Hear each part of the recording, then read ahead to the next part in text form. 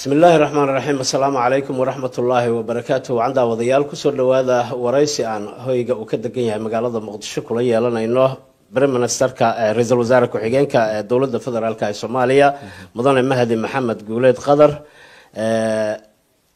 رئيس الوزراء كحجين كواجه مع علنا الناس اللوين تقول جيسا وساكن نقص اللوي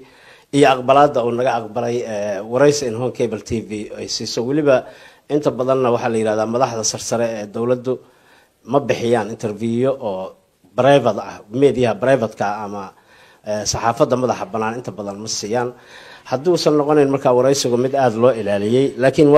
وقوم هذا علنا يا منسك ولي بهرنا وبحية هذا مرة بعض وبحنيا سولو مدنا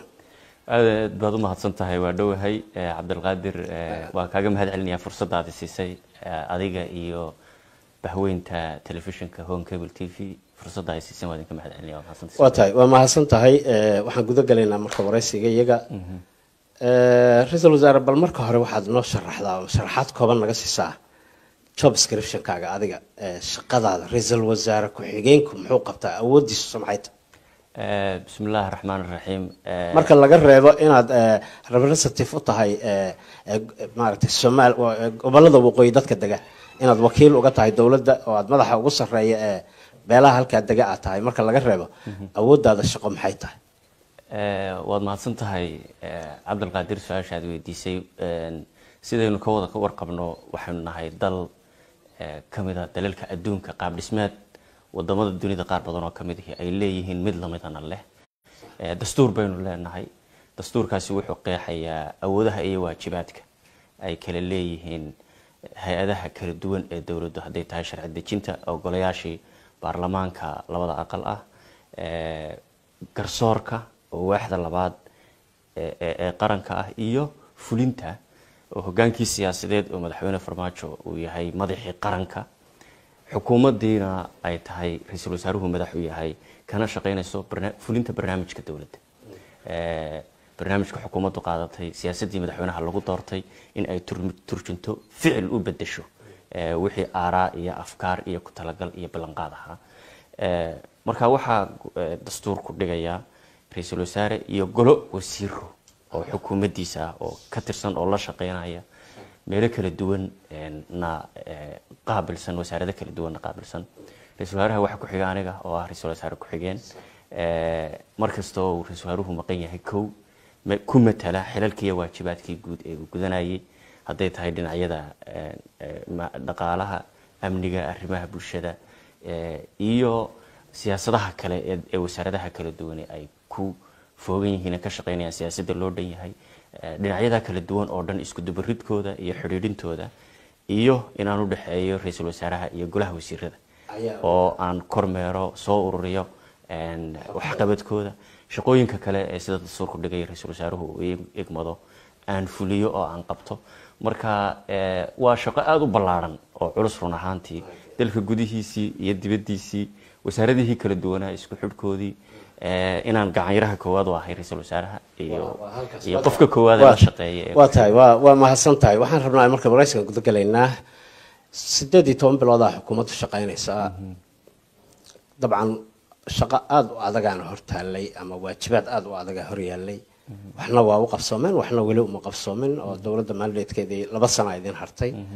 bal maxaa hadda ku faani kartaa xukuumaddu inay qabato waxyaabo badan baa noo qabsoomay 18 bilood ee ay joogtay xukuumadda nabad iyo nolol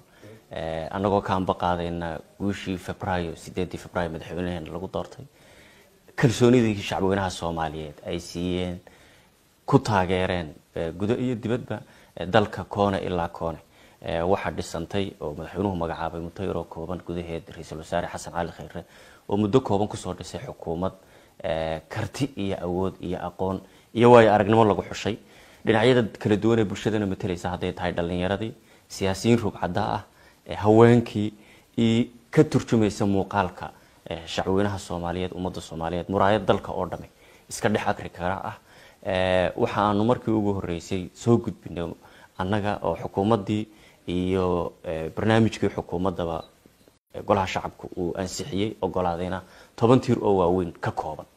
10 tiir waxaan u sii kala jabinay 4 waaxood oo golaha wasiirada ah ta ugu horeysa tahay amniga hadaan amni la helin nolol la heli maayo haddaanay nabadi jirin dhaqaale iyo horumar iyo horukac lagama sheekeyn karo marka in la saaro xoog amniga lana abuuro guddi wasaaradaha ka shaqeeya amniga ah iyo taliyayaasha ciidamada marka guddi hoosaadka amniga ee golaha wasiirada siyaasadda iyo tubta horumarinta iyo dib u kaabashada iyo dib u xoreynta dalkana ka shaqeysa meelmarinta qorshaha amniga qaranka taasi waa qaybta labaad waxa weeye guddida dhaqaalaha oo horumarinta dhaqaalaha iyo soo kabashada dhaqaalaha iyo in deyn cafiska Soomaaliya 5.5 bilyan oo dollar baa lagu leeyahay oo ilaa 60kii deyntii la inagu lahaayo dulsaar fara badan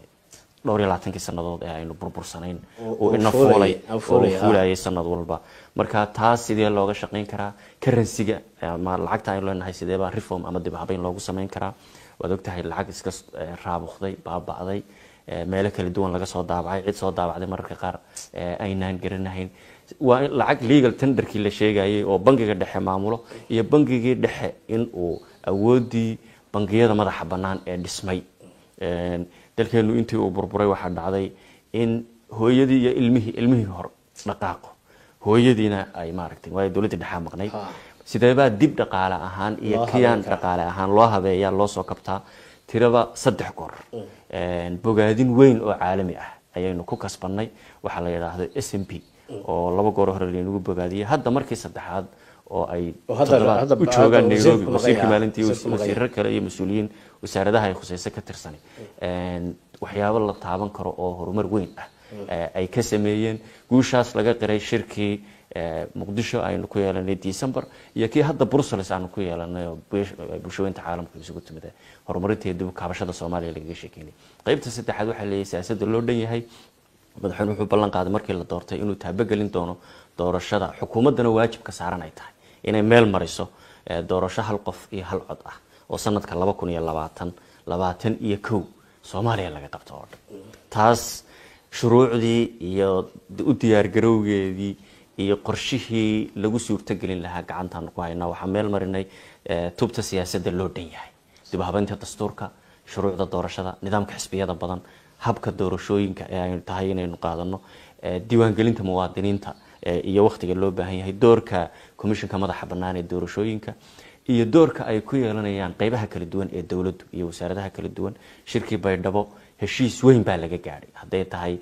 nidaamka doorashada ee aynu qaadanay haday tahay khayraadka oo laga heshiiyay marka horumar weyn baa dhinacyadana aynu ka sameynay saddexaad waa arrimaha bulshada oo markii ugu horeysay miisaaniyadda wax la taaban karo aan ku kordhinay haday tahay waxbarashada iyo caafimaadka waxa kale oo iyadana aan la hilmaami karin wasaarad gaar ah in ra'iisul wasaaruhu sameeyay oo arrimaha bulshada ka tirsan oo gargaarka iyo masiibooyinka qaabilsan abaartii bacneed ee ku dhufatay Soomaaliya 2011 ee ay ku leedeen 260,000 oo qof dhaqaale fara badan iyo xoolo badan iyo beerano ku baaba'een waxa ka darneyd sida caalamku isla wada qirsan yahay abaartii 2016 iyo 17 laakiin u diyaar garowgii iyo shaqadii gaarka ahayd ee xukuumaddu qabatay madaxweynuhu inagu hogaamiyay isagoo maalmo yar un xafiiska jooga oo u duulay Nairobi igad isugu timid baaq dheer iyo musiibo qaran dalku inuu ku sugan yahay uu ku dhawaaqay iyo shaqadii ay xukuumadda iyo shacwinaha Soomaaliyeed qabteen laakiin xukuumaddu hormuud u ahayd madaxweynuhu hormuud u ahaa ganacsatadu inala soo gurmatay qurbo joog soo gurmatay waxay suurto gelisay in kastoo heerka abaarta 2016-17 ay aad u bacnayd kana darayd tii 2011 saameyntii ay lahayd waa la xakameeyay waana la yareeyay waa guulaha shaqo iyo shaqooyinka xukuumadda nabadii ay qabatay ay ku faani karto ee la taaban karo waxa aad in qabsoman maxay markastoo aad shaqo qabato waxa laga yaabaa waxyaabo aanad qaban ama aanad ka gaarsiinin ama aan ku suurtagali ay jiri karaan hadda waxaanu ku jirnaa 18 bilood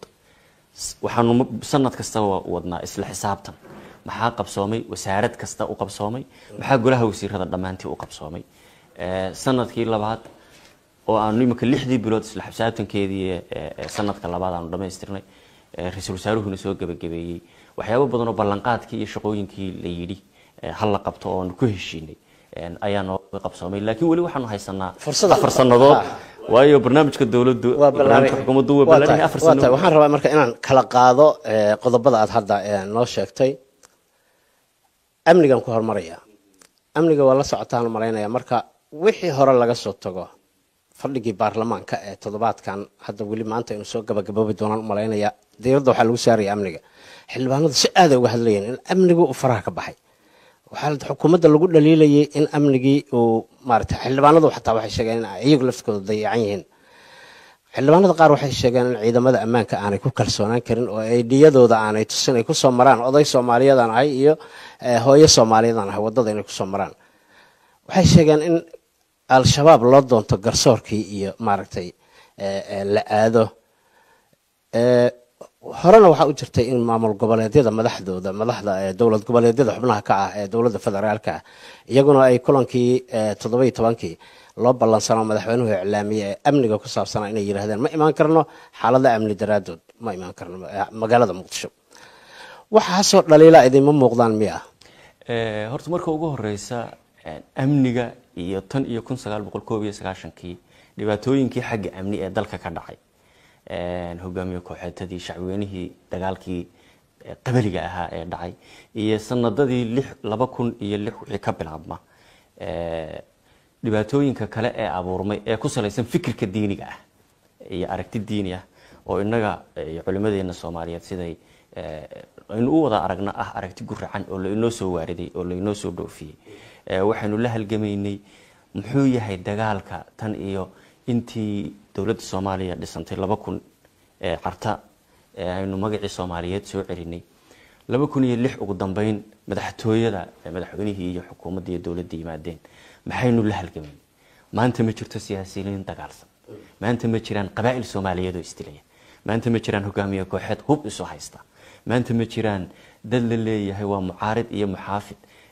qori afkii doonaya inay xukunka ku kala ritaan laakiin waxaynu la halgamaynaa aragti la soo waariday oo inagu cusub sanadkii 2006 ka hor oo ah markii ugu horeysay aan arkay wiil Soomaaliyeed oo inta uu duubay cod gaari ka haystay isqarxiyay kuma aan fikirin waligay Soomaali waxaas waa ka suurtoobi doonta laakiin waa fikir qaldan oo si diiniye la inoo soo galiyay maadaama dadka Soomaaliyeed ilaa tan iyo asxaabadii ay muslim ahaayeen hijratul uula sida la aaminsan yahay waxay ka dhacday dhulka Soomaalida maadaama ilaa waagaas muslim aan nahay dhaqankeennii iyo islaamkina isku mid yihiin oo ul iyo diirkeed yihiin diin jacaylkii farabadnaa iyo islaamnimadii aynu jecleen waxa ay keentay in la inoo soo dhexmaro in Asia iyo wadamada shisheeyaha la inooga soo dhoofiyo aragti xaq jir ah mutadarrif ah aan ka turjumahayn islaamnimada dhabta ah marka laga hadlayo waxa ay salka ku haysaa aragti khaldan oo ay tahay in la daweeyo laga hortago la shaafiyo marka taa qodob kale nin qorisito ka soo horjeeda ma aha fikir baynu rabnaa golaha shacabka iyo bulshooyinka Soomaaliyeed aqoon-yahanka Cabdilqaadir Dulyar iyo muwaadin kasta oo Soomaaliyeed in aynu nidhaahno sidee baynu ugu diyaar garownaa isu kaashanaa amni darrada ina haysata aynu hadda dhaliisha xaqiina u soo jeedaa fariimo cad ayay bixinayaan baarlamaanka maamul goboleedyada madaxdooda fariimo cad ay dhiibayaan maxaad u qiran la adeyn idinku dhinaciina inaad tiraahdaan waxaan naga qaldan horta marka ugu horeysa anigu waan si dhow baan ula socday doodii xildhibaanada golaha shacabka waxaynu nahay dal xor ah oo dimuqraadi ah dastuurku uu jideeyay aragtida fikirka iyo aragtida tacbiirka iyo in ra'yigaaga aad si xor u dhiibato taa macnaheedu waxay tahay oo barbar taala akhlaaqiyad iyo ethics aday tahay iyo mas'uuliyad kale oo kasta oo jirta oo qof kasta saaran muwaadinka iyo mas'uulka saaran waxa weeye wayda qultum fa'dilu walaw bi anfusikum war hadaad hadal oranaysaan ka cadaalad fal hatta naftiina hadaad wax ka sheegaysaan ka cadaalad fal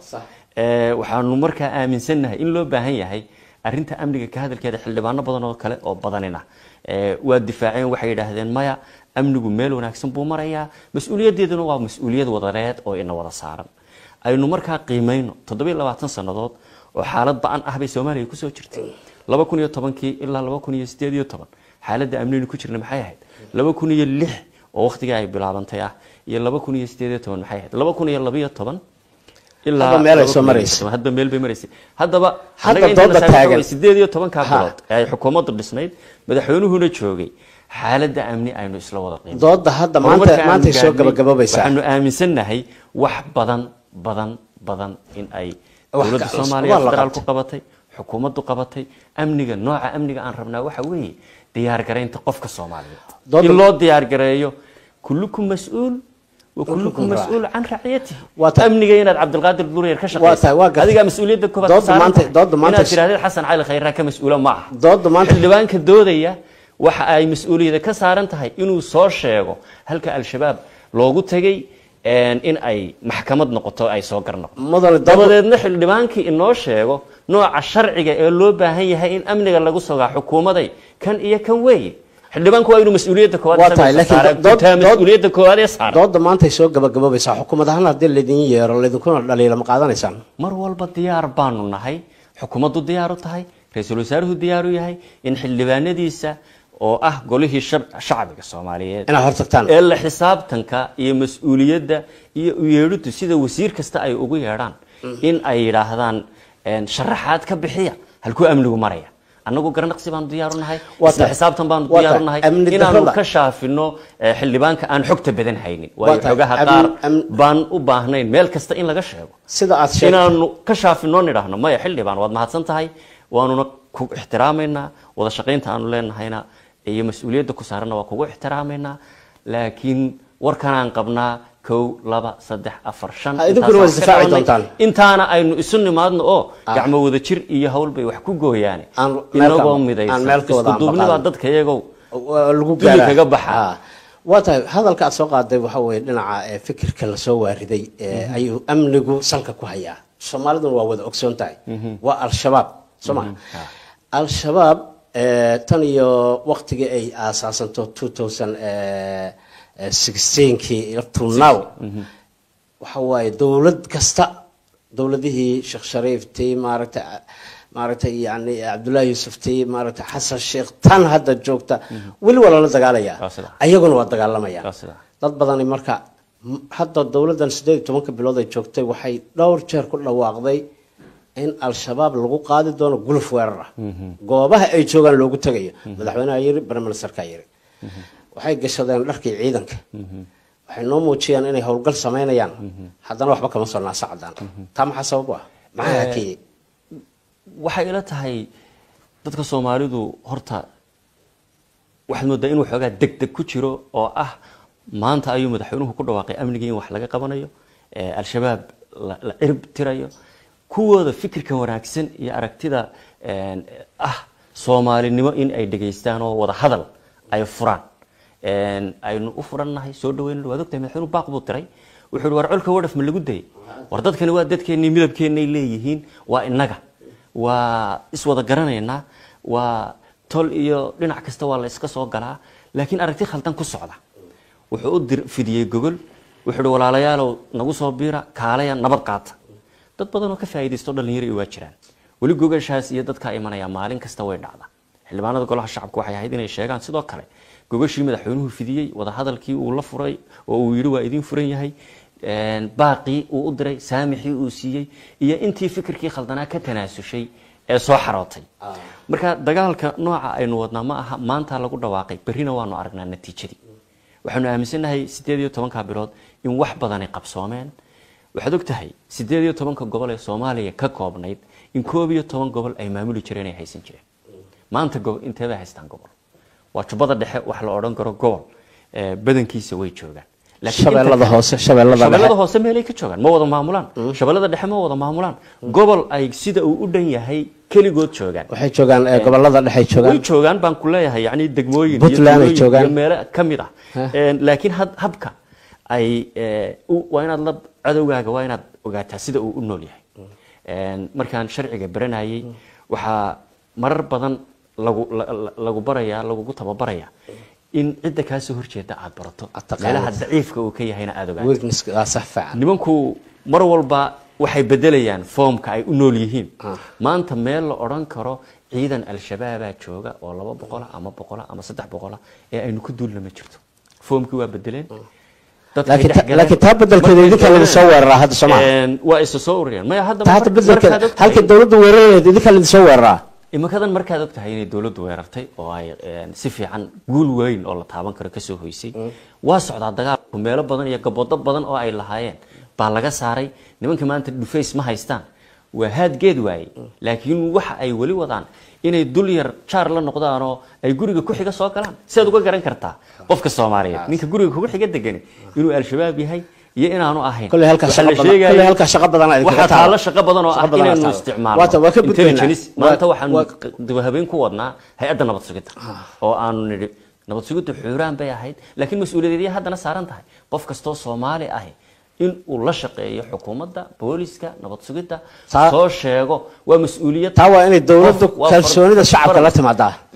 وقيمة لما وين كسبتان أو إيادنا أي هاي ديار جرين تشعوها صومالي واتا وكيف إنه ديار جروبان دلكو ده إنتفاعنا وايو مدحونه فرماتشو ما أنتو تشوجا برهنا وتشوجا يا خير ما أنتو تشوجا برهنا حكومة دو ما أنتو تشوجتا أنا ما أنتو تشوجا لكن شعبنا الصوماليات مرة مان بريت أديك أو عبد القادر دولير وحكام معنا حيا وسير كأمني أنا تهي متشرته محمد كاجا ميل يال هدي بريتو رئيس الوزراء خير كويارو أو كويرا وحنقرتين وسير كيجا أمني النقطة كنت لقال كاجو محوي محط سر حشة كارل ماركس نكى الأورنجري بوحي يري رجوا واحد يسكت يعني تاريخ ذا السمايان لكن وما السمايان مر والبا سيدا أي رمان أما أي كنت لقالان إن أي أسماي سنتو محا حكمين عيا ظروف تدقالة تسياسة تجغرافية تبلشو تأمني تأمد أهانة تكيان شريتان أهانة أو دحلايو عبد القادر دولير بريت هدي وسير كأمريكا لقى دقو وحاول دحلا يا حالة ما أنت تعال حالة ما تعال مركا واتا أنا كقول له أنا وقتي بخان سنين أيضا سداس أمنيكي بحل بان دي إمام القبلات دي مجال دي عاصمة الحدة دي دولة اللوس وورية أي بيان وحكي صباح القبلات كإيجاد للي هي صوماليا جيبوتي معركتي يوغندا وحي إذا ما قدروا يعني نبض علينا صوت السودان الرماها هلكا كتاجن أي وحليان سيدا أنت صرت قل كل قناة يعني عيدا ما صومالي درته أيضا تيدي كعد كان لا أرتو قرشها أمنيكا قرنكا أي نقاضني أي نقيبت كنا هي مامور قبل ده إيه مدحنا فدرالكو فبراير أبريل لبكون يلح يتبنى أنسحية وحكمت دوهبين تعيدا كقرنك عيدا كقرنك سيدو الدنيا هي إن دوهبين لقوا سمايو إن لقى شقيو قرشها كالجورك إن لقى شقيو ciidankii qaran ee disciplineka lahaan jiray amarkiga kala dambeynta lahaan jiray ee Soomaaliya ee aynu weligeyn lahayn Soomaaliya dunida inteeda kaliya Afrika ay kaga sheekeeyeen kaasi waa socdaa hadda waxaanu sameynay habka diiwaan gelinta ciidamada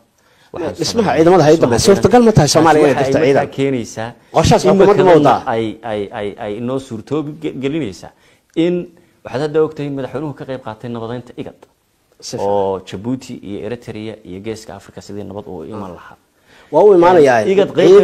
ciidanka Soomaaliya inay dirto suurtagal ma ka tahay hadda waqtigan markasta geeska Afrika iyo Afrika baqay nabad ilaalinta ka qayb qaadato qayb baynu ka nahay Afrika waa ka tirsannahay waynu nahay xaaladdeena mar walba inagoo qiimeynayna eegayna awoodda iyo kartida aanu leenahay mas'uuliyadda dalka gudihiisa inaga saaran iyo dibaddiisa inaga saaran ba aynu bulshooyinta adduunkana qayb ka nahay ta Afrikana qayb ka nahay kaalinteena ka qaadanayna kamid ahaan kara laakiin anaga nabad ilaalin loo joogtaa xaaladdeena iyo sida u baahanahay anaga nabad ilaalin ciidamo nabad ilaalin anaga ciidamo nabad ilaalin loo joogaan inaan nabad ilaalin dal kale u tagnaa suurtagal ma tahay tamar kasta iyo karti kasta inuu leenahay inaad ka fikraysid in bataliyano kaarayaashooda iyo beebeeyadoodii iyo dirayskeedii iyo nidaamkoodii wato Soomaaliyeed halka ka dhaqaaqaya ay baxaan waa riyada aynu qabno ee aynu ku tala gashanahay Ilaahay idamkiisa inaynu gaadhno dalkeena gudihiisana aynu ka adkaano cid kasta oo aynu gacan siin karnaa waxaad ogtahay dawladda Soomaaliya waagi waa la socda taariikhda in dalal badan Afrika badan anagu khubaro u dirnay halkan ku tababari jirnay ta aan rabno riyada aan rabno inaan soo celinaa taawii tabaxuuhu nagu hogaamiyo waa rajo fiican aan dhanka garsoorkan aadaya iyo cadaaladda aad baa xukuumadda loogu dhaliilaa waqtiyadan Michael Keaton oo wakiilka qaramada midoobay khudbadiisii ugu dambeysay maca salaameynta hay'adda Security Council-ka oo ka horjeediyay waxa uu si cad u sheegay in al-shabaab garsoorka loo doonto deegaanada ay joogaan dadka ku dhaqan Muqdisho xildhibaanada baarlamaanka Soomaaliyana carabka ku dhufteen dad badanna waa aaminsan yihiin sidaas oo waxa jira go'aamo hore intay shabaab soo saareen Muqdisho ka hirgalay sida garoomadii salaxyada ay kubadaha lagu ciyaarayo hadda wada xiran dhamaantood marka laga reebo in yar oo ma aragtay taasi meedin muuqataa in aad uga habac idinkaga muuqdo cadaaladda garsoorka dhaliilahaas la idin soo jeedinayay Soomaaliyin horta yey tahay marka ugu horeysa ama Keaton ha noqdo ama xildhibaanada ha noqdaan yaa leh dhaliisha al-shabaab garsoor yaan loo tegin ama ha loo tago marka imanka adiga cabdilqaadir dulyar ah ay shabaab ku yeedho waxyaabaha dhacay runtii practical uga warramaynaa oo telefoonkaaga intay hasho ay ku tiraa dacwad baa ku taala bariire kaalay amintaas lagu rabaa maxay tahay mas'uuliyadda dawladda ka saaran ee ah kow amnigaaga inay ilaaliso sax laakiin adiga mas'uuliyadda shakhsiga ee ku saaran waxa weeyaan ma tagayo soo maaha laakiin adigu haddii aad cabsato haddana taga waa la dilayaa markaa garsoor cadaalad ku dhisan maaha waa garsoor cabsi ku dhisan cabsi aad cabsanaysood baqanaysood lafahaaga u baqanaysaad u tagtaay cadaalad bay meesha ku hayaan laakiin shacabka cabsida in laga qeybdowlad garsoor al-shabaab cadaalad bay xukuntaa ama waa cadaalad bay ku dhisan tahay ama cadaalad bay ku jirtaa waxaan ku iri marka la soo qaado qofka uu shabaab uu aaday oo ay u yeeraan hadduu diido way dilayaan yaa mas-uuliyaddaas kale waa mas-uuliyad ummadda soomaaliyeed oo dhan saaran xildhibaanada golaha shacabka saaran in ay abuuraan nidaamkii sharci iyo dowladnimo kalana shaqeeyaan xukuumadda waktina siiyaan talo siiyaan cidda mucaaridka ahi mucaaridnimadooda ay noqoto mid constructive ah oo ah halkaa iyo halkaasaa dhaliila nooga muuqatahay walaalo aanu saxno laakiin ayna ahayn isaga kiciskii laga sheegaya habarta war haddii qoodha lama laaye hadilin ninka hadilin qoodha lama laaye isaga kiciska ku xumee iyo ku jiqsiyaanay ahaanine ha ahaato toosin iyo wada shaqayn dhaliiluhu waxbay saxan inaad qaadataan oo aad ka faa'iidaysataan iyo idinka xukuumad ahaan laftirkiina wada anfacaysaa waxaa jirta sheeko madaxweyne Putin markuu hadda Ruushka aad u hagaajinayay isagoo aad u kala daatay dawlado badan oo isku keenay wuu celiyay wuu xubuus celceliyay qaar ka sibxaday shaqo fiican waqti awoodii soo celiyay maalinta ma fogaaro isugu yeeray shacabkii wuxuu ku yiri dawladda anigu aan hogaaminayo shaqo fiican ay qabatay laakiin shacabkii noo aamusay sababta ay u aamusayna waxa waaye inta aan shaqada ku maqnayna madaxda naga hooseysa waxay cadaadiyeen shacabkii mucaaradka ma hadli kartaan shacabka ma la hadli karo cid dawladda wax ka sheegi karta ma lahayn marka dad noo aamusay anaga wax qabadkayga shaki waa naga galay idinka laftirkiina hadda arintaas waxbaad idinkaga muuqda ifafaala idinka muuqda sababtaas leh mucaaradku waad aamuseen cid kastoo hadasho waa aamuseen xorriyadda hadalku waad aamuseen dhaliil qofka idinka sheega xataa facebookga cidda kusoo qorto waa la xirayaa dadku waa baqayaa marka haddii shacabku idin aamuso shaki ma idinka geli karaa waxqabadkiina anigu waxaan qabaa fikirtaa ka duwan soomaaliya xorriyadda iyo xorriyatul qowlka yaala waa xorriyatu mutlaqa waa xorriyad qowl dabarka goosatay aan xakamayn lahayn qofku inta uu soo tooso wuxuu doono uu ku hadlayo xildhibaanku fikirkiisa siduu doono uu u cabirayo ee mucaaridku dhaliil jirta iyo mid aan jirin oo gacan ku rimis ahba uu sheegayo dusha ka saarayo madaxtooyada madaxweynaha ka saarayo xukuumadda ka saarayo marka dhibaatada ina haysataa xorriyaddii oo la xakameeyey ma aha xorriyaddii oo la caburiyey ma aha shacabkii oo cabursan ma aha waxa ina haysta too much democracy is anarchy dimuqraadiyad seetaha goosatay waxay abuurtaa fawdo marka waa inaynu isaga nimaadnaa nooca dimuqraadiyadaynu u baahannahay iyo markaad imanka sharaftayda iyo cirdigayga meel kaga dhacdo maqaasiidu shariicana shanta shay ee ugu waaweyn ee ay ilaalisaa ay tahay cirdiga iyo sharafta qofka sidee baynu cirdiga iyo sharaftii qofka u xakamaynaa oo u ilaalinaa ciddii ku xadgudubtana ay u aragtaa abaalkeedo tallaabo sharciga waafaqsan looga qaada sidee baynu uga badbaadnaa dimuqraadiyaddan seetaha goosatay ee inagu hogaaminaysa dhaliil aan jirin oo gacan ku rimisa oo abuur ah in la sameeyo dalkiina khalkhal lagu geliyo sawirka dhabta ah ee aan jirin mid ka duwan oo mugdi ku salaysan oo ummadda Soomaaliyeed niyad jabinayana ciddii abuuraysa loo yiraahdo cadeeya fatabayanu cadeynti meeday where is the evidence laakiin waa doodaada ku dhistaa cadeymo waagii hadda xukuumadda idinkeeda ka horeysay madaxweyne xasan sheekh dawladdiisa xilliga shaqeynaysa mucaaradku shirar bay qabsan jireen dawladda way dhaliili jireen lama weerari jirin lama xiri jirin yacni hadda hoteeladii shirarka waa laga joojiyey mucaaradka waa loo awood sheegtaa dalka way ka wada carareen badankood waa ka maqan yihiin wax hadli karo idin challenge garayn kara ma laha marka taasi ma waysan ka badbadis ahayn ee xukuumaddan samaynayso ma anagu fikirkaanu qabnaa waxa weeye ama waxaanu aragnaaba oo ishu macallin tahay oo markhaatiga ka tahay mucaaradku inuu ka urursan yahay ka xorriyad badan yahay haysto fursado ka badan waqtiyadii ka horreeyay dawladda maanta madaxweynaha xagee ku haysan oo shalay mucaarid ahaa xagee ku haystaan hormuud ka ahaa inuu isbedel sameeyo muuqdan kara marka noo sheeg meesha mucaarid loo diiday inay hodheel hebel ku shiraan markay doonaan isu yimaadaan habeen iyo hadhba waa shirayaan oo waxay ka soo shirayaan maxaan dood la tagnaa berrito golaha shacabka sidee baynu xisbi u samaysanaa maalin dhaweyd oo laga hadlayay wacyigelinta